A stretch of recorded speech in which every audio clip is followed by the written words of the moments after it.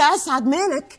مرور مفاجئ. ليه مرور مفاجئ؟ حصل ايه؟ لازم اخد بالي من الاولاد شويه، فكل يوم في الوقت ده هعمل مرور مفاجئ. كل يوم في الوقت ده؟ ابدا من ايه؟ تعال ادخل هنا. مرور مفاجئ؟ ايوه. ايه ده؟ لهوي، في ايه؟ اهلا بزعيمه العصابه.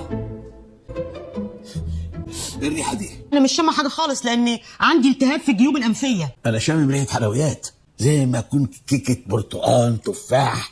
انا مش قايل قبل كده ان ممنوع دخول السكريات في البيت فيما عدا يوم الجمعه؟ بنتك بتستغفلنا يا هانم. فين الحلويات؟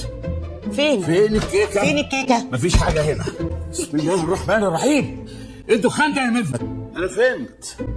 بنتك بتستغفلنا يا هانم. لا يا بابا والله العظيم يعني بنتك بتعمل حلويات في البيت؟ لا يا بابا والله ما حلويات. امال ايه دي؟ ده ايه ده؟ ده بخور، ده بخور يا بابا. ان بعد الظن اسم. يا بنتي طيب بتجيبي بخور بريحه الفاكهه ليه؟ ماله العود؟ ريحه جميله وطيبه. طب يا بنتي حتى لما تجيبي البخور بريحه العود ابقي هوي الاوضه عشان صحتك. عشان صدري.